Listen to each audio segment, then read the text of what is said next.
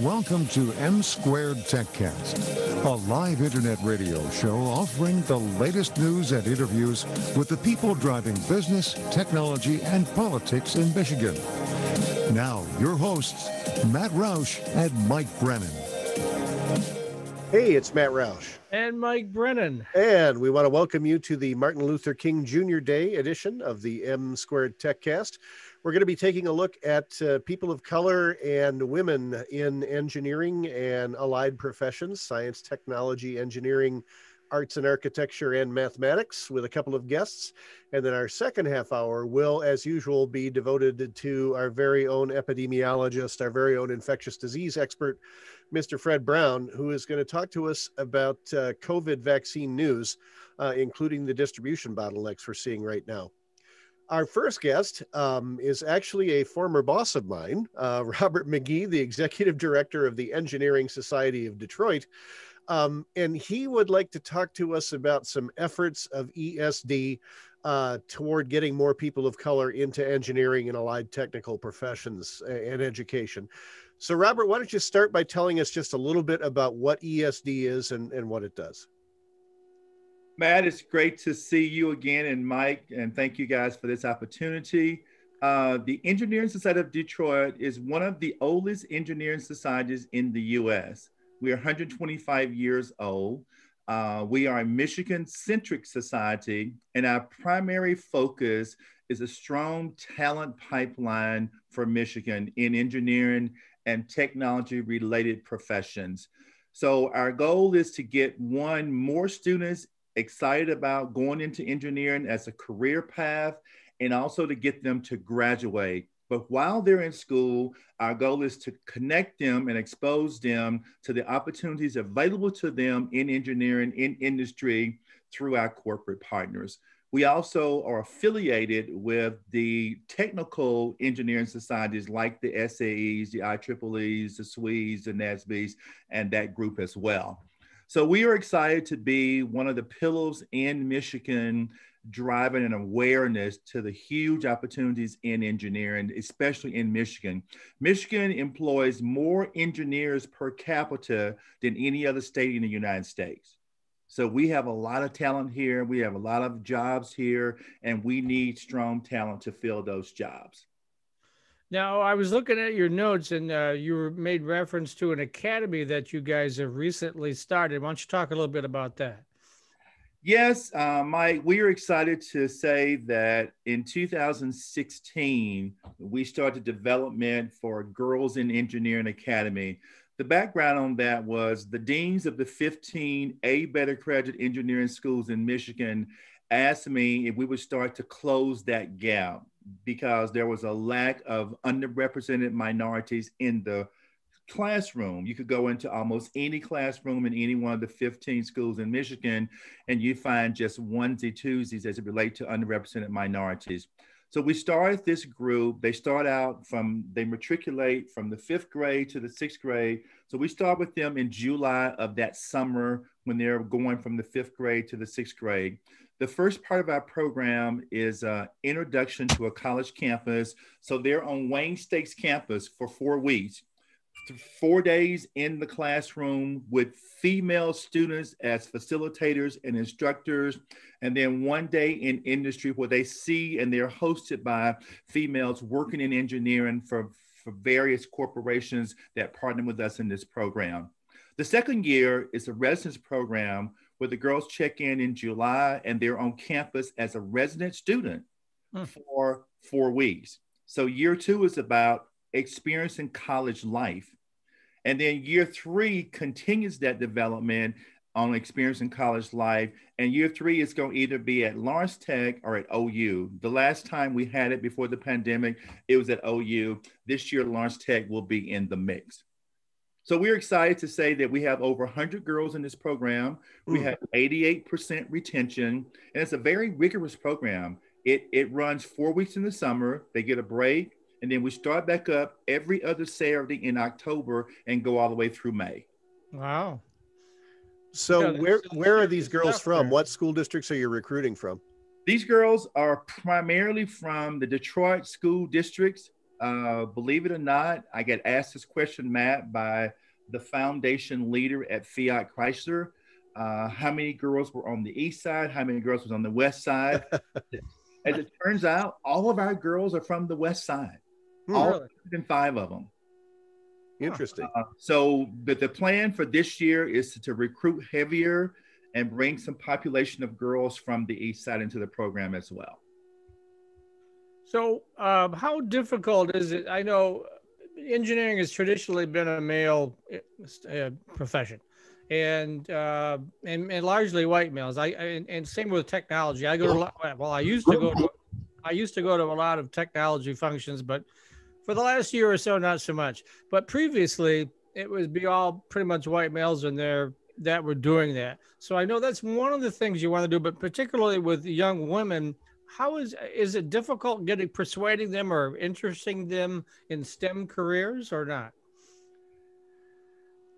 Mike, it's kind of a mixed bag. You know, the thing that is challenging is most of these girls have little to no exposure to anyone that's an engineer, based on, you know, their village and who they have association with.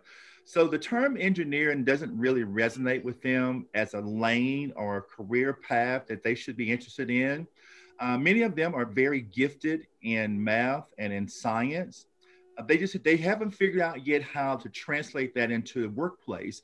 So what I've done is I've tried to define engineering in very simplified terms. When I talk to the parents and I talk to these girls that are fifth graders, just getting ready to go into the sixth grade, I tell them that engineering is just simply the application of scientific knowledge in problem solving. And we demonstrate that in our program. We teach them the concepts and the theory behind the engineering. And then we have various kits that they're engaged and they're interacting with each other to understand how to apply that knowledge. And, you know, the population is definitely skewed. You know, I get data every year from the American Society of Engineering Education. And it's called ASEE. Matt's definitely heard of it. They sent me their numbers for 2019. In 2019, we had 112,036 bachelor's degrees in the United States in engineering. Of that percent, 77.5% were males, 22.5% were females. If you want to break that down even more, there were 159 American Indian females. There were 1,439 African American females. There were 3,494 Hispanic females. There was 5,168 Asian females, and there were 16,422 white females. So the underrepresented population, which is African Americans, Hispanics, and American Indians, the numbers are 4.4% for African American females, 0.4% for American Indians, and 12.1% for Hispanic females. So as you can see, even in 2019, that population is still very small.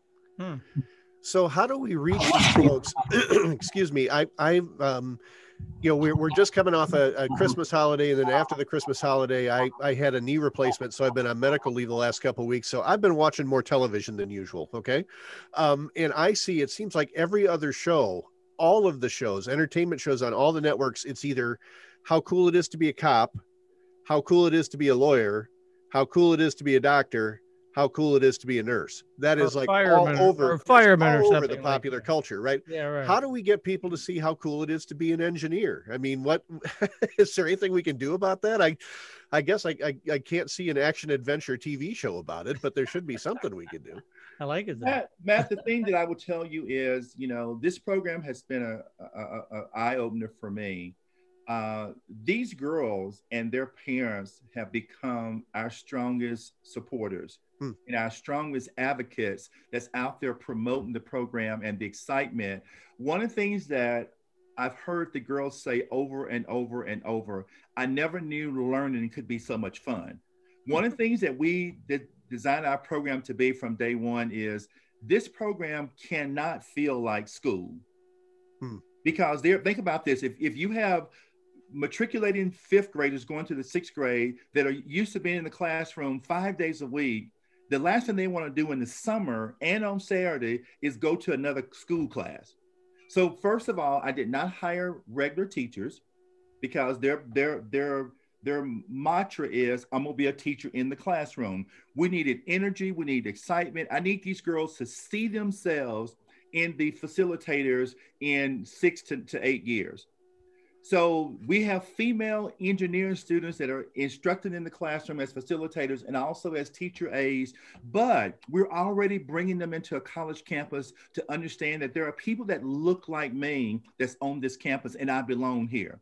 Yeah. So we are starting to promote this program aggressively through the parents, through the students. These kids are posting all kinds of things on social media about how much they enjoy this program. This summer, Matt, for year 4, because the program started in 2017. So our first group of cohorts, they finished the program for the middle school link in the summer in May of 2020. So we decided, okay, what's our high school link gonna look like? Well, this summer, these girls took courses from professors at Eastern Michigan. They took 2 courses, one in 3D design and one in robotic car design. And what I did, Matt, was I wanted them now to experience instructors that did not look like them and that were not born in the U.S. So one of the professors was from the Middle East and one was from China. So I'm now exposing them to a whole different population, you know, really in order to continue to close this gap and get more people into this lane, we got to have greater exposure at a lot of levels. There's no one in the school talking about a career in engineering. Right. I have met with at least 15 counselors in different schools, and some of these are in very highly recommended schools. They do not talk about a career in engineering. So we got to take this, we got to be the voice of this next generation of future engineers. And so ESD planned to close that gap and be the one to propel this profession to a much broader population. And it's very crucial to reach them early too, right? Like late elementary school or early middle school. You almost have to, because in order for them to be on track, to be math proficient, and have gotten through all the science that they need, you got to start them in the 6th grade. Because if you're not proficient in math, you're going to struggle in engineering. One of the good reasons why I'm not an engineer. So yes. I took engineering courses my freshman year of college and realized, no, I don't think so. So yeah, I struggled to get a C in Calc 1. So yeah, that was the end of my aspirations of engineering. I can tell you that. But well, when I looked, Matt and Mike, into why there were so many kids, that dropped out of engineering at the end of their freshman year, 38 to 68%. The 2 reasons that came up globally was not proficient in math and they did not have good study habits. Yeah. Well, I think I had both my freshman year. I was more interested in girls and beer at that point, All right, Robert, we got about a little over a minute left. I just had a real quick question for you about Future City, which is the middle school program for designing cities that ESD runs. Are we doing that this year? Is it virtual? How's that going to work this year? We are doing it this year. It is virtual. It'll be on a little bit of a smaller scale. Some of the schools did not allow their kids to engage in projects because they were virtual. But this year, the theme is a city on the moon or a city in space. They can go with either one of those. So it would be virtual. We'll get you the date for that because it's going to be in March as opposed to January. And then the national is also going to be virtual. So a lot of states, of course, because of the pandemic, have had to drop out, but we're still going to have a population. I think in Michigan, as of right now, we have about 13 to 15 schools that are enrolled, and we have probably close to 18 teams that will be involved. So they'll be doing different components of their model. There will not be just one model that come together like we've seen in the past. It's going to be different components of that model that are done by different students at their house. Okay. Robert, real quick, let people know what the website is of ESD if they want more information on the organization or any of these programs we've talked about. Absolutely. Go to esd.org and click on any of the programs that we have mentioned. Also, it will give you information on what future events we have coming up. We have a webinar coming up for our members, Matt, on My Green Power. We're partnering with DTE to be one of their environmental energy leaders as well. Okay. Thanks very much, Robert McGee, Executive Director of the Engineering Society of Detroit. Thanks for being with us today. We'll be back in just a minute with another segment of the M2Techcast. For right now, it's Matt Roush. And Mike Brennan. And you're watching the M2Techcast, mitechnews.tv. Thank you, guys. Thanks, Robert. Thanks, Robert. That was great. Thank you so much. Higher starting salary. In fact, when it comes to earning potential, the Brookings Institution ranks LTU 5th among there she is. Universities. All right. Enriched. Be more at LTU Possible. Hello, Dr. Collins. Welcome. Salaries of Hi, how are you? I'm doing okay. Of any university. About 30 seconds out. Campus visit to meet with counselors, faculty, and coaches. Why wait? Find out more at ltu.edu. What do you get at Lawrence Technological University? Everything. Great labs and studios, supportive professors, plus a full campus life, NAIA athletics, and all the software you need to succeed. Be smart. Be more. At LTU, possible is everything. Salaries of Lawrence Tech grads are among the highest of any university in America. Plan a campus visit to meet with counselors, faculty, and coaches. Why wait? Find out more at ltu.edu. Welcome back. It's Matt Roush. And Mike Brennan. And you're watching the M2Techcast, mitechnews.tv, and a whole bunch of places on the internet. This segment, we're going to talk about broadening the image of STEM professionals to include more people of color and historically underrepresented groups. And to do that, we have with us today Dr. Sabrina Collins, who is Executive Director of the Marburger STEM Center at my employer, Lawrence Technological University, which you can see back there. That is a private university focused mostly on the STEM disciplines in Southfield. We also have with us Adrian. Why don't you introduce yourself and tell folks just a little bit about who you are and what you do at Lawrence Tech. Hello. Can you guys hear me? Yep. So hello, my name is Adrian. I am a senior in computer engineering here at Lawrence Tech. I'm actually on campus right now. It's a very good experience. I really fell in love with the major that I chose, after time, taking multiple classes, and I realized that it was really for me. Okay. Well, Dr. Collins, we were just talking with Robert McGee, the Executive Director of the Engineering Society, about providing more examples of underrepresented groups, people of color in the engineering and technology professions. Tell us a little bit about what the Marburger STEM Center does to advance that goal as well. Yeah, so, thank you for having me again. So, the Marburger STEM Center is the clearinghouse of all of the STEM activities, right, that we have on campus at Lawrence Tech. And our primary goal really is to try to get young people to understand how STEM shapes their everyday experiences, how it impacts their daily lives. And we have wonderful faculty, staff, and amazing ambassadors like Adrian to help make that a reality. And my own work in the classroom to broaden the image of a STEM professional, I do that through storytelling. Right, highlighting STEM professionals that are not featured in textbooks. You can tell a story about the discovery of a molecule, but why not tell a story about the scientist or the STEM professional that actually developed that actual discovery? So going beyond the science, learning a little bit about them as human beings. Now, one of the things that Robert talked about was, particularly with young women, is to get them hooked early. He was saying just to get all the coursework done to get them ready for college, they really need to start coming in around 6th grade, give or take. I'm not sure, and probably Matt knows more, obviously knows more than I do on this, but are you reaching out to young women, young girls like that at that age and trying to introduce them to the STEM professions? Absolutely. And actually, we have a partnership with the Engineering Society of Detroit, where they have, for their Girls in Engineering Academy, we had a virtual group of young women, 22 this summer, to engage them. So you're absolutely right. You have to reach girls, particularly around that middle school age, to get them excited and keep them engaged in STEM. So you're absolutely correct about that.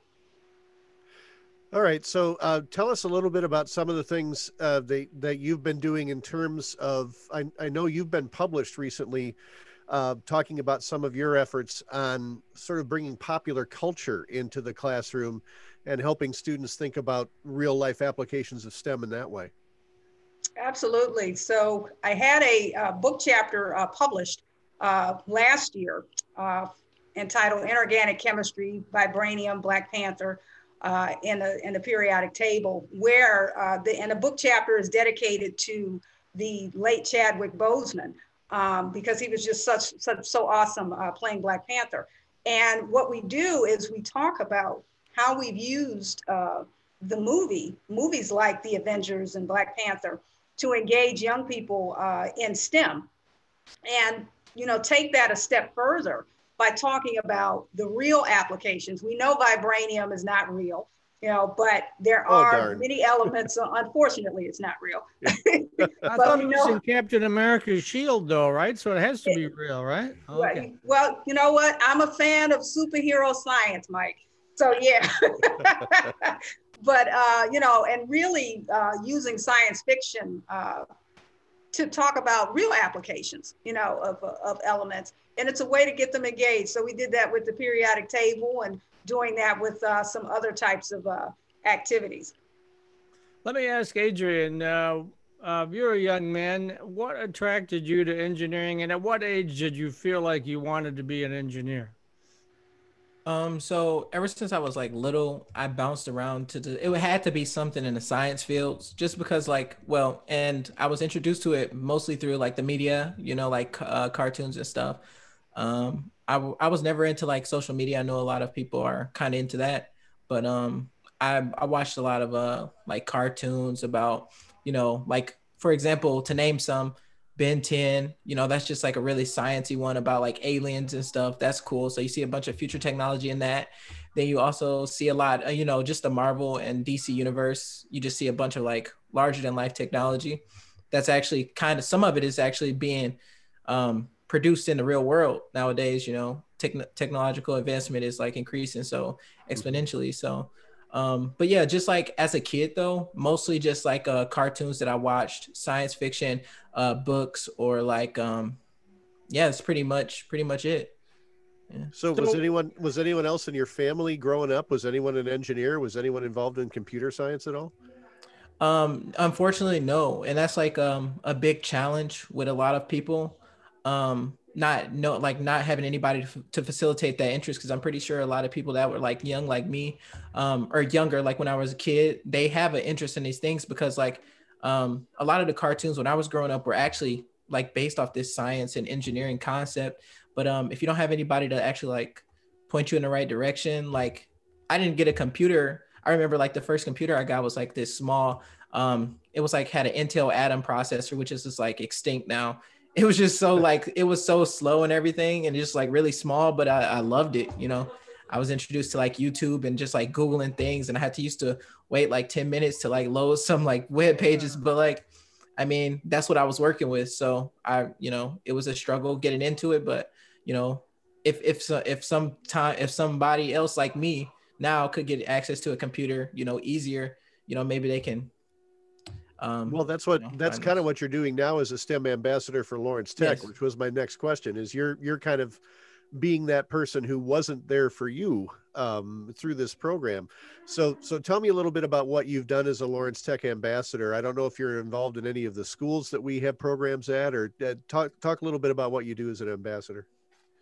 To go back to like what Dr. Collins was saying, I really liked what she was talking about the Black Panther thing. So as she actually showed me one of her older projects that she introduced to students, and it was just really interesting. I saw that she had a lot of Black Panther references and things like that. So I actually made a PowerPoint presentation to introduce but it was more based off of Iron Man. Just because of time restrictions. I wish I could do one on every Marvel hero. I'm just a big fan, but yeah. But yeah, so it just showed like the application and how like in the real world they're actually coming out with jet suits and stuff like that. And AI like Jarvis is actually like real AI, like that's getting more and more complex and similar to Jarvis and doing the things that he did in the movie. Well, and look also, I'm go sorry. ahead. I was just going to say GM has just introduced their quote flying Cadillac, which is a vertical takeoff and landing device that you would use fly around the city in lieu of getting caught in traffic. So that's from Matt and Mai's use. That's the Jetsons theme, right? Yeah. Yeah. Right. It's Yeah, I like the 2021. Jetsons Where's my too. flying? Yeah, where's my flying car? Jeez, Well, it's coming. Yes. we're supposed to have those by now. Come on now. Yeah, we're lagging behind, honestly. Yes. All right, so Dr. Collins, what's ahead for the Marburger STEM Center? What are you planning for this summer and for the school year that's coming up in 21 and 22? Hopefully, things will be getting back to close to normal, whatever that may mean these days, as the vaccine rolls out. Absolutely. So we're planning for, and as you said, if everything goes well, to do in-person Extreme Science Saturdays beginning fall 2021 and spring 2022. So for the rest of this semester, we do have 2 more virtual Extreme Science Saturdays coming up. One in February focused on starting your own business, that entrepreneurial mindset. And that'll be in February. And in March, one focused on making your own lava lamp, which will be groovy. Groovy, yes. I haven't done that in a while. Yeah. Okay. and hopefully, if things go well, we will have in-person summer camps, right? Activities as well. So we'll see. We're going to remain hopeful, and things will. I'm really hopeful that things will be better in 2021. Yeah, well, we've got Dr. Doom coming on in a few minutes, so you should stay around and stay in the virtual green room and listen to what he has to say. Absolutely. Yeah, it's not good, but we'll get through this, right? Yeah, we don't have a choice. Yes. We have to get through it because we don't have a choice. All right, so we're down to about 2 minutes to go here. So let people know, please, if you would, how to get a hold of the Marburger STEM Center and its various programs. Sure, you can easily go to the Lawrence Tech website, type in, search for the Marburger STEM Center, and you'll access our webpage. I'm available at scollins@ltu.edu, and hopefully soon we'll be able to have some real in-person tours of the Marburger STEM Center. All right, and Adrian, you're on campus right now, but are you mentoring anybody? Are you open to that? Sure. I would definitely be open to mentoring anybody that, needs help. My email to get in contact with me is abrooks1@ltu.edu. So, yeah. And I have a couple virtual workshops lined up. So if you're interested in that, then, get in contact with Dr. Collins and she can send you the links and everything to participate. One last question before we let you go, Adrian. Where do you see yourself in 5 years? What would you like to be doing in 5 years? Ideally, I want to have my own laboratory or just or a think tank or something. Just with like-minded individuals. We're just creating cool stuff and just have funding, and we just can just do whatever we want to just make some cool stuff, like the flying cars you were talking about. Yeah. Well, that'll make Matt very happy as well. So he wants that flying car. So. Okay. All right, you'll get the first one. Yeah. Okay. Yeah. Give me the test model. Sure. Yeah. All right. And a parachute. Yeah. Right. Thanks very much, Adrian. Thanks very much, Dr. Sabrina Collins from the Marburger STEM Center at Lawrence Technological University. That's www.ltu.edu, and then search for Marburger STEM Center or just STEM Center. We'll be back in just a minute with another segment of the M2 Techcast. For right now, this is Matt Roush. And Mike Brennan. And you're watching the M2 Techcast, mitechnews.tv. Take care. Thank you. Thanks. Thank you. Lawrence Technological University graduates earn a degree and Thanks, a that higher was starting great. salary. Thank you so Do much. not see Fred yet, just so you know. You can listen Brookings to Fred. Institution ranks LTU 5th among U.S. colleges and universities. Don't see Fred yet, just so you know. Uh-oh. LTU possible is everything. Salaries of Lawrence Tech grads are among the highest of any university in America. Plan a campus visit to meet with counselors, faculty, and coaches. Why wait? Find out more at ltu.edu. What do you get at Lawrence Technological University? Everything. Great labs and studios, supportive professors, plus a full campus life, NAIA athletics, and all the software you need to succeed. Be smart. Be more. At LTU, possible is everything. Yeah, I just texted him. Salaries of Lawrence Tech grads are among the highest of any university. Let's come in on a America. commercial and Plan a we'll wing it campus until visit to Fred meet comes with in. man. counselors, faculty, and coaches. Why wait? Find out more at ltu.edu. Hey, it's Matt Roush. And Mike Brennan. And we're waiting on our friend Fred Brown, our very own epidemiologist and infectious disease expert.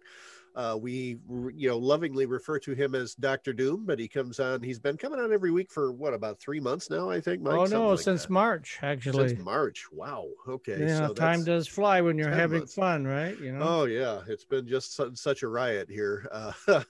Sorry, bad thing to say after last. Oh week. yeah, right. Yes. After So, last yeah. week, yeah. I think we're gonna have Fred here. I know I just talked to him this morning, and I just texted him. So while we're waiting, any hot LTU news you want to share with the audience? Well, the second semester at LTU, spring semester, starts tomorrow. And we're going to be doing it the same way that we did our fall semester, which is a mixture of in-person, online, and hybrid learning. Our students in the fall semester voted with their feet. They overwhelmingly prefer face-to-face education. That's what they want. And since we have relatively small class sizes, it's pretty easy for us to keep people 6 feet apart and barriers between them and that sort of thing.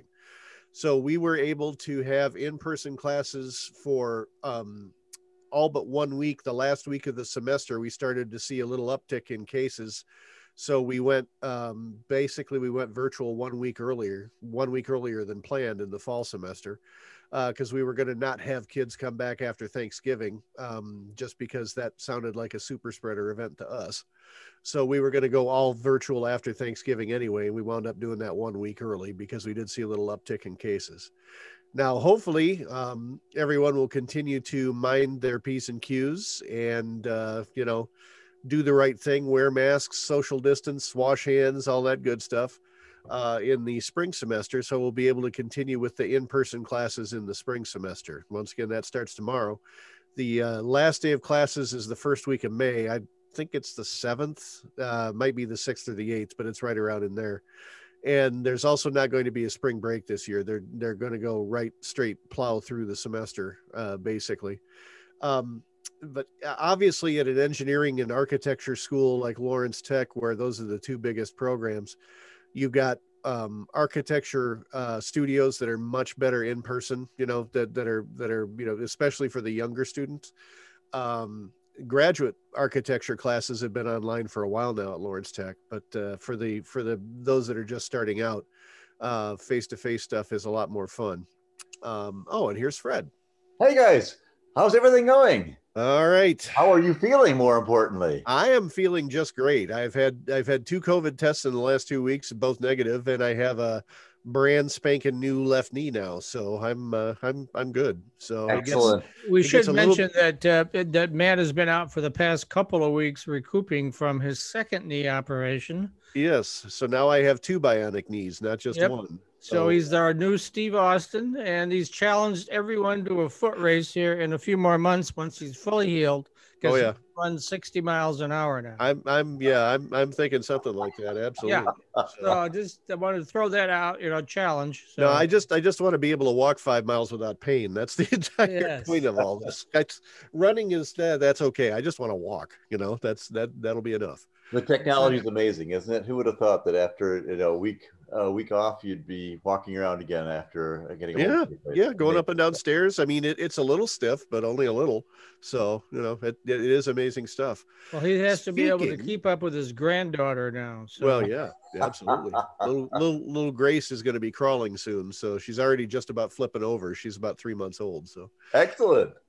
So Fred, speaking of amazing stuff, we have these amazing vaccines now. Right. And so, but what is the deal with the supply chain and getting them in people's arms? We've heard a lot of bad stuff about that lately. So there's two things I want to talk to you about today. One is the vaccine distribution. The other one is this more contagious strain. Where is that and how do we fight that? Yeah, I actually saw Fred this morning when I dropped something off, and he told me my mask wasn't going to be much good with this new strain, which is not something that any of us wanted to hear. But why don't we start with that, and then we'll go into the vaccine schedule. Yeah, so the new strain. Now, that's not to say don't wear your mask. Masks are really critical. But what I did say is there are typical distancing kind of practices that we think are okay today will not be in the future. Oh boy. Yeah. So if you're used to going to Myers during crowded times and standing in line, to buy some beer at the local place, man, be really careful. This new vaccine's in Washtenaw County. We've identified it. It's the B117 variant. I was on a special committee in the UK in December about this, and these guys are running scared. These are epidemiologists who've seen it all, right? We work in tropical medicine all the time. We've seen Ebola, we've seen Zika. This thing really scared them. The reason that it did, we went over a little bit at one point, and we can go into more detail if you like, but the variants have two big characteristics. The first big characteristic is that they are much more transmissible than the current Wuhan virus. What happens with these viruses is actually they grow and then they die out, and they grow and die out. So the Wuhan virus, the original variant that we got on the West Coast, actually already was supplanted pretty quickly by a European variant that was more transmissible. And so by the time we got to kind of March, April, most of this what we were fighting wasn't even the Chinese variant of the virus anymore. And what's happened in the UK was they were fighting the kind of variants that we were fighting, and suddenly they noticed a huge uptick. So they went into massive shutdown. I'm not talking about the shutdowns that Governor Whitmer put in place. I'm talking about shutdowns that included no more shopping, stay in your homes, under all circumstances, no more than 4 people at dinner, and that should be in your immediate family only, curfews after 8 p.m. We're talking about a real shutdown, right? That happened about the same time Governor Whitmer's shutdown occurred on November 17th. I think they went in October 30th, as I recall, the Britons saw this.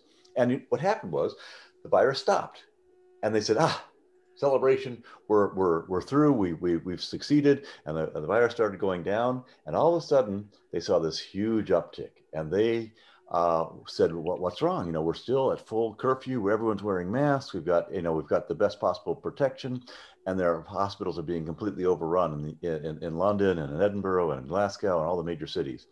And they couldn't figure it out. And luckily they've got a very strong genetic sequencing operation in Britain. Britain sequences more genes of the virus than anybody else in the world. They do about 150,000 a year on average. We're doing about 50,000. So we're about, but of course they've got 1/5 the population we do. So if you think about that, they're sequencing about 7.4% of all the sequences that come of all the positive tests that come in. They sequence those 7.4. We're at 0.3%. So we have no idea what the total we have no idea what we're fighting anymore, right? We're flying blind. Well, they weren't flying blind, and they saw right away that there's a new variant, and this new variant is about 70% more infectious. So the old masks that you're used to wearing and you're putting on now, and sometimes you wear them and sometimes you don't, and sometimes your nose is covered, sometimes they aren't, and they're sort of manufactured in someone's basement, not going to cut it. You're going to have to wear a real true N95 masks from now until we get this thing under control. Right now, we think it's about 1.5% of all the things we're fighting. What's interesting is that's doubled in a week. So, a week ago we were at 0.7. Now it's at 1.5. And we watch the doubling rates, right? So if you do the math, the devils again, and you're going to be at 2, 4, 8, 16, 32%. So in 5 to 6 weeks, it'll be at 64% of everything we're fighting in the United States. That's how fast it goes. And when those things start, people are just going to get surprised that I did the same stuff I did before and I got sick. How did that happen? And the answer is you're fighting something new. And it's going to be a lot harder to get rid of and a lot more devastating when it goes through the family, through communities. It's going to really move. It'll tear right through us if we don't start to up our game a lot. So people are really worried about this, and legitimately so. The other big thing is that, so we got transmissibility, 70% more transmissible. The reason is that it actually binds more closely to the ACE2 inhibitor. The ACE2 site that binds. So we've got these ACE2 binding sites on all of our cells. Most of our organs do, a few exceptions, and that's where this virus binds. Well, this variant, this B1.1.7 variant, actually binds more tightly to it, and is therefore it needs less infective agent to come in, bind more tightly to your receptors, inject you with the virus, and that's how it spreads so much faster. And then when you get it, this particular variant actually causes more viral shedding and makes you more transmissible, so that when you're talking about 55% more virus in you that's shedding out to people. And luckily, we're not seeing a change in virulence with this particular change in the mutation, but we are seeing a lot more transmissibility, and the ability to infect children is a lot higher in this one. So we might see a lot more children being infected by the COVID virus as a result of this. The other big variant that we're worried about is the 1352 variant. So we have the 117 variant, and that's the one that transmits so much faster. The 1352 variant is coming out of South Africa and Brazil. So it's coming at it from both sides, right? Isn't that perfect? And the problem with this variant is that it has actually mutated in the binding site area. And the reason that's so tricky is because all of our medicines, all of our vaccines, all of our diagnostics assumed that we weren't going to have that mutation occurring, right? We said, hey, that spike protein area, that's going to have to remain pretty stable because otherwise that thing can't infect us. Well, it's found, we've basically mapped out about 40,000 different variants. 4,000 different variants that we were extremely concerned about. And within the first 9 months, we've already found one of the most concerning variants possible. This particular mutation is right in the middle of the binding site. And that means that a lot of our current tests, if we have continued mutation in those areas, our current tests, our current diagnostics, and our current vaccines and medicines will be less impactful than they are today. And we're already seeing that, unfortunately, in both the Lilly monoclonal antibody and the Regeneron monoclonal antibody. We're seeing that they're not as effective. And the plasma proteins, remember the plasma proteins that come off of sick people that were originally for the Wuhan virus, that we've saved very carefully, and then we're saying we're going to give you some of these nice antibodies. They're not nearly as effective. And people who've been given those plasma infusions in the past who were saved, that's those same patients, once they got the B1.1.7 virus, died. And so we're concerned. We're really concerned. The reason that we're concerned is that coronaviruses don't mutate that much. Compared to the flu, compared to HIV and malaria, these are kind of low grade mutating groups. And we thought we were pretty safe, right? We can keep up with the mutations. You got these technologies that map to the genome. We can watch for this. Well, the problem is where they're mutating. They're mutating right at the sites that we're most sensitive to a mutation. That's the spike protein, which actually causes the infection and what we always bind to. And we have to bind to those because that's the nature of the vaccine. You want to bind to those particular binding sites, not to other ones. Otherwise, you get adverse events. So yeah, we're worried about the fact that it's mutating in a place that we weren't expecting. And so the vaccines then that we currently have, are they able to deal with this new strain? We're still testing in South Africa. We're most concerned about that one because it's happening right in the middle of what they call the binding motif, which is you've got a spike and you've got a binding domain, and then within the domain, the most important area is the motif, and right in that area, right in the middle of it, somehow this thing is still very infective, and change right in the middle. So we're still testing. J&J has active trials in South Africa, so we're looking directly at those results in the field. We have done work like this in the laboratory, but that's not as effective, right? We're kind of seeing, okay, here's the typical kind of antibodies that are coming as a result of the vaccine. We mix those with these new variants, and so far, great news is that the variants are still being killed by the same antibodies we've got as a result of the vaccine to the Wuhan virus as this variant.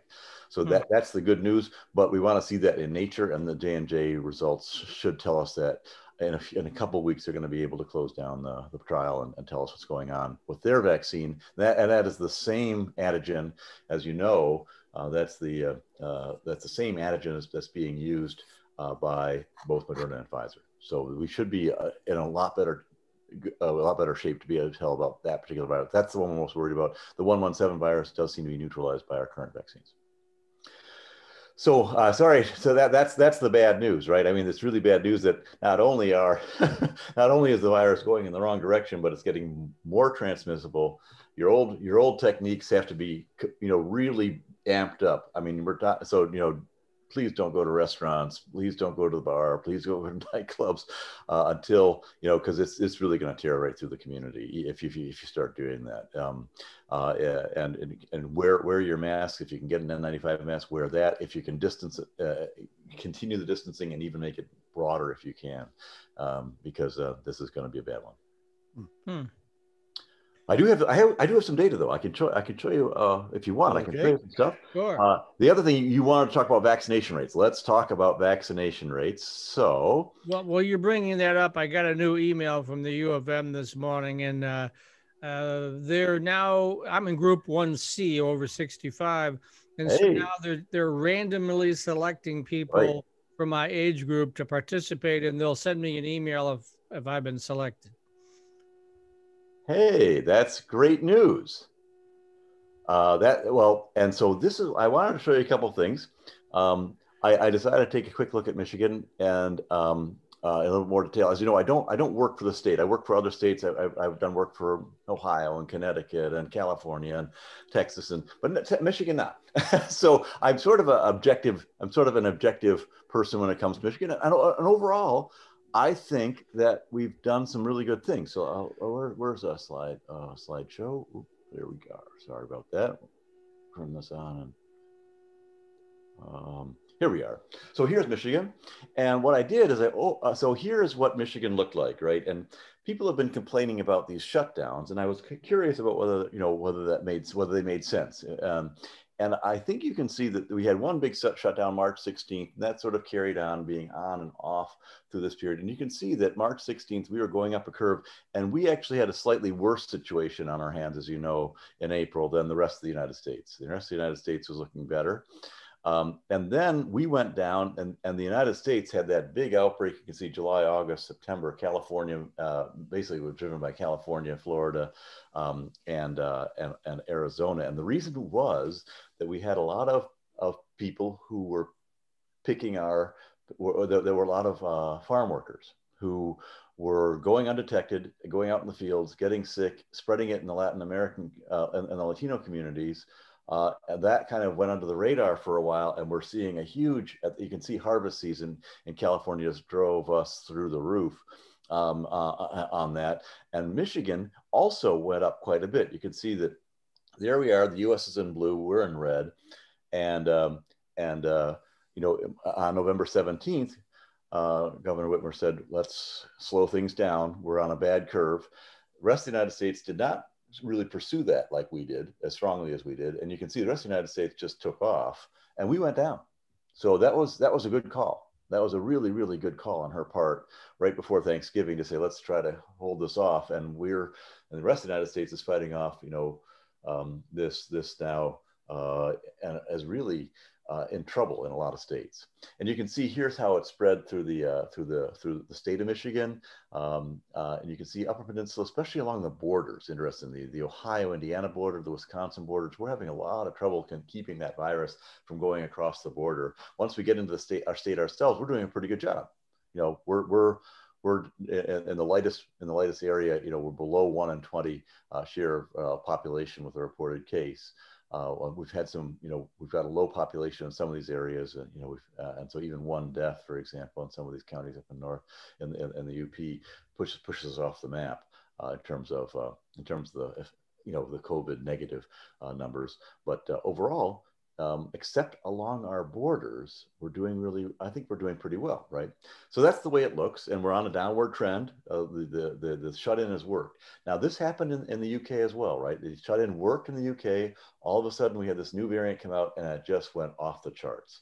And so what I'm worried about is that now we're relaxing a little bit, and you can see here are the things that we really have to worry about. So this isn't just me. This is 500 epidemiologists tracking where the diseases are occurring, why they've occurred. And you can see here are the things that are less risky versus the things that are more risky. And as you move from the left-hand side, that's less risky. So if you want to take out food, do some exercising outdoors, go golfing, camping, outdoor dining, go to a museum,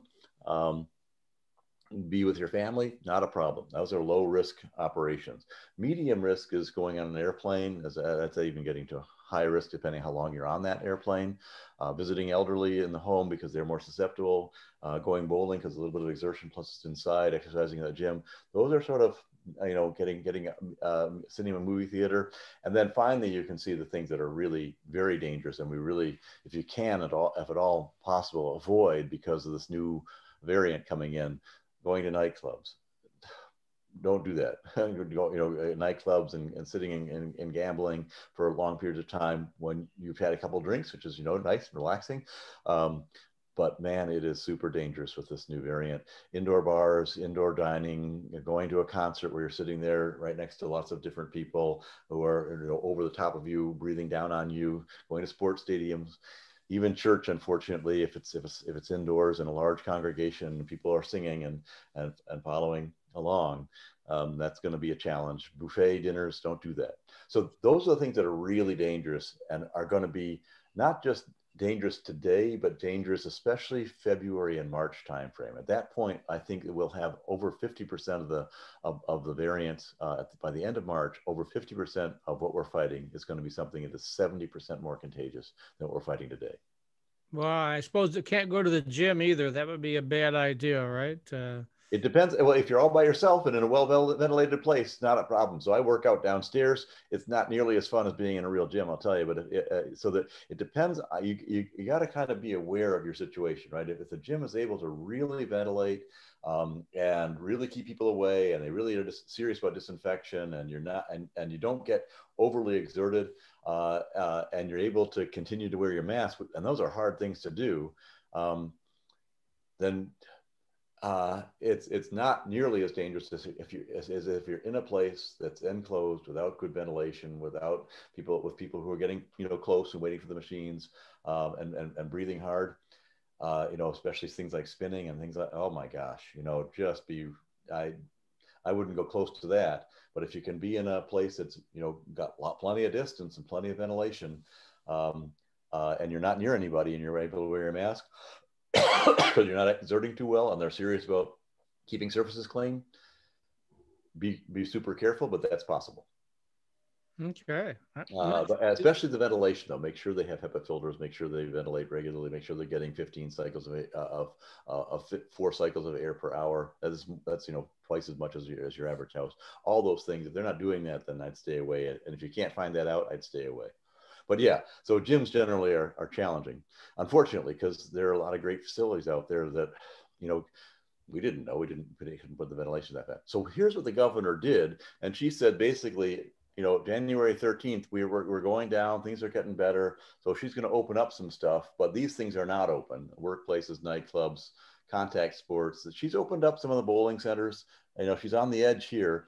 My guess is she's going to have to shut those down, sadly. You know, get your get your chance in, now and call it a day in the next week or two, because by that time the new variant will come out and it'll be really dangerous.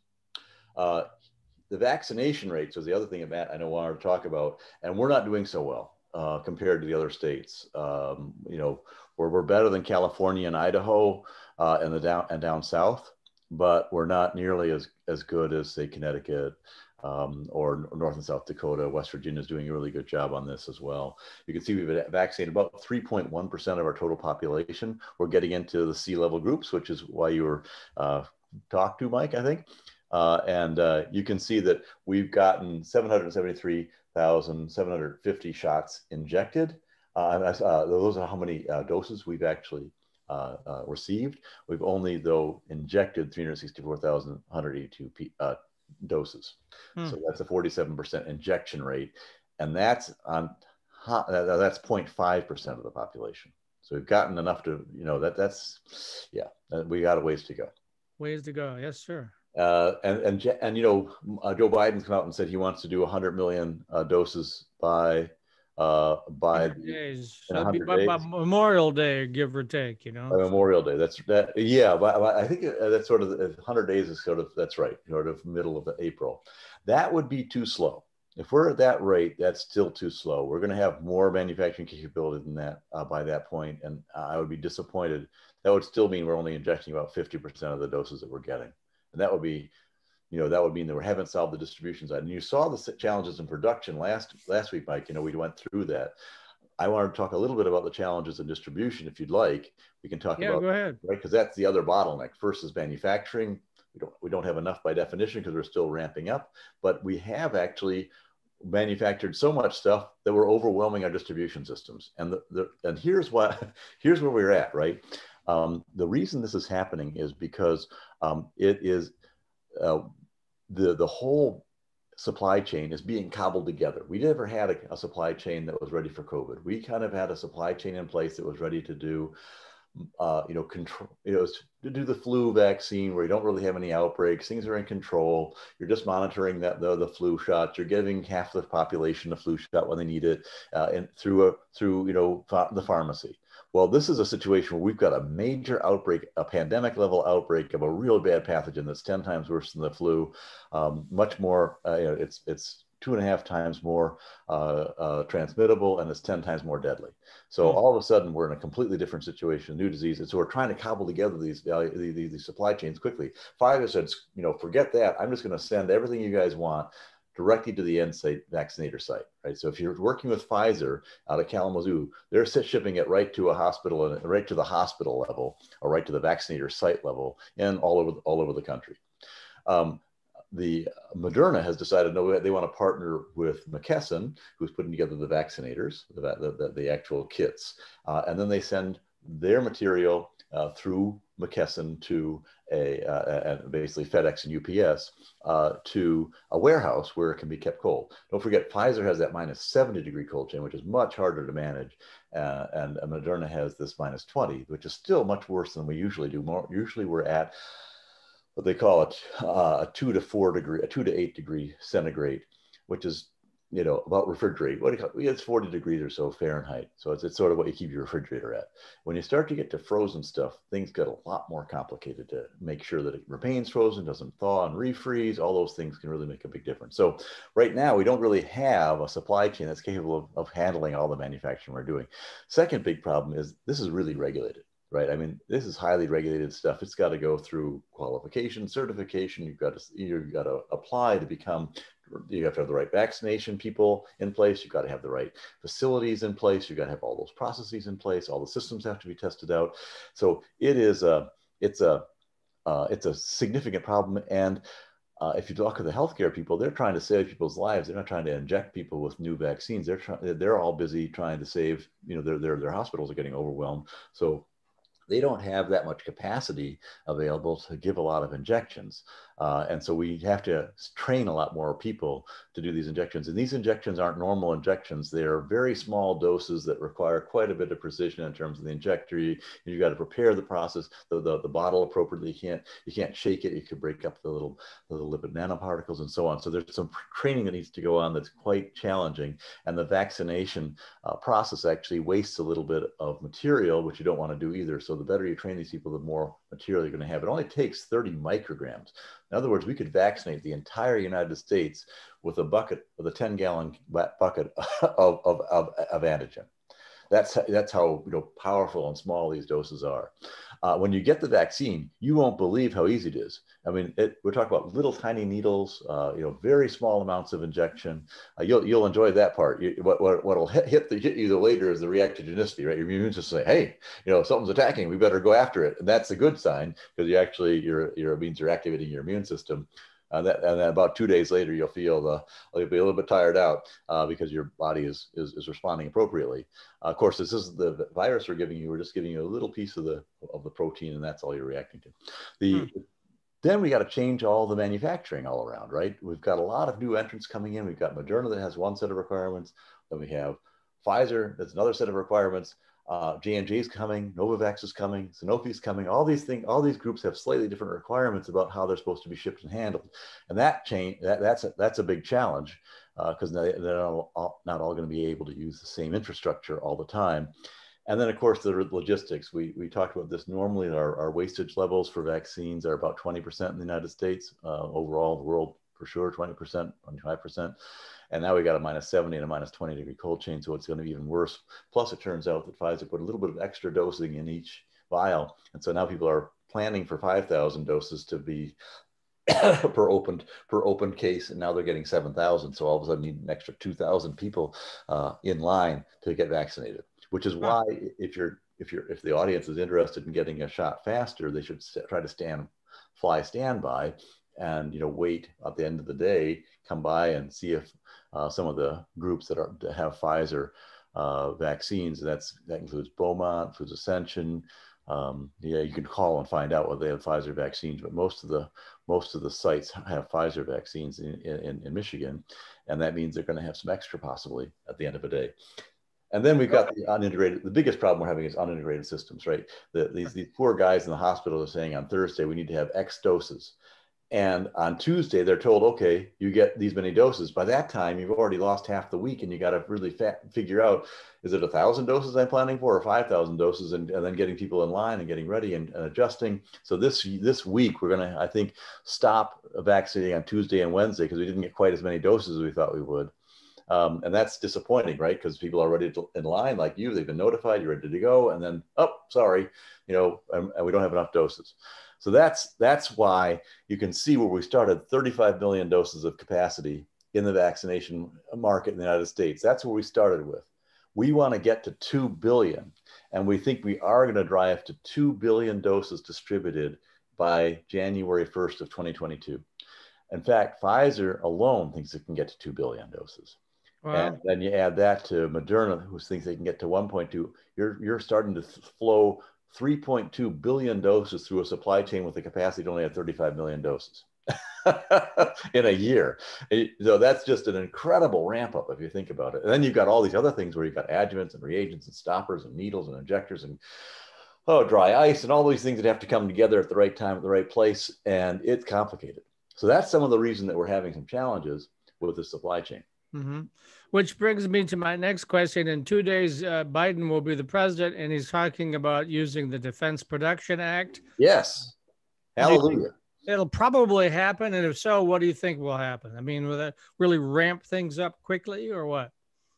Well, so if you look at the dosing that's coming out, we've got 15 million doses that were shipped this last week. We've got about 35 million doses that we're going to ship this week.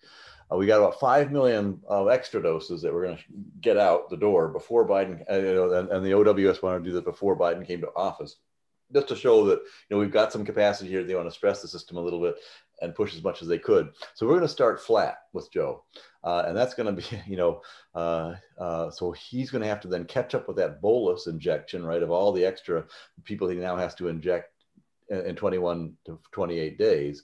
Plus, he's going to have to continue to ramp to get to the new people. So I think we're going to see it's going to go a little bit slower than we're hoping. Unfortunately, I think the Defense Production Act can help, especially in a couple of areas. One is trying to get the what they call fill and finish out the door more effectively, and getting more doses per bottle with the new vaccinators that I was talking about, the new injectors I was talking about. There's a little bit of work we can do in terms of some of the machining, some of the automation for cell culture and production. We can get a little bit more out with that, and then there's an awful lot of capability. So that's in general for the mRNA vaccines. But remember, the only people who really have that capability with mRNA are Pfizer and Moderna. So we could try to get others to to do what Moderna and Pfizer are doing, but they'd have to ramp up a new facility. It's a little bit complicated. We have to see if we can convert cell culture facilities and so on. But as you saw before, that slide I showed before, which is how complicated some of the production is. I mean, this is we're talking about this production environment where you've got to have a DNA templating capability. There are some companies that do have that capability. Unfortunately, those people are largely already working for Moderna. So Lonza has that capability. There are a few others. You can see Corden Pharma is doing their lipid nanoparticle production. There are a couple more people who have that lipid nanoproduction capability. And then they have Catalent doing the sterile piece. But sterile production and cell culture purification, it's almost black art, and it takes a long time to wrap it up, to ramp up. So that's some of the, he can put in the Defense Production Act, but it's going to be tough to find people who are really capable and really able to move it. He'd probably be better off using the Defense Production Act in distribution. And specifically, we're running out of time. I'm getting a text from Dave saying he's got another Zoom call he's got to deal with. Holy cow, that was fast. Well, I just wanted to show you, I think the way to go about defense production is actually getting the National Guard out with these vaccinator-focused factory sites in a box. And that's what we'll talk about next time. All right, sounds wonderful. And I think Dave wants to have you on the show tonight, but I'm not Oh, sure. yes. We'll go through that. We'll go through everything. We'll take. Yep, he's like, yeah, do me a favor. Hop on at about 9:30 for me. Beautiful. Yes. Perfect. And how long do you want to go? We want to go as far? We'll let it roll. We'll let it roll. Okay. That'd be a 3-hour show there. Okay, well, sorry about my crash right in the middle of the show there, fellas, but no problems. All right, that happens. Not a problem. Once in a while, it froze up, but I couldn't get it to not freeze, so I just turned it off, turned it back on. So okay. Well, thanks very much, Fred. We're always appreciative of the fact. Oh, pleasure, you guys. Be careful out there. It's going to get worse with this new variant. Yeah. All right. Well, we'll be back with Fred once again next Monday at starting at 2 p.m. with our regular edition of the M2Techcast. Until next Monday, it's Matt Roush and Mike Brennan, and you're watching the M2Techcast, mitechnews.tv.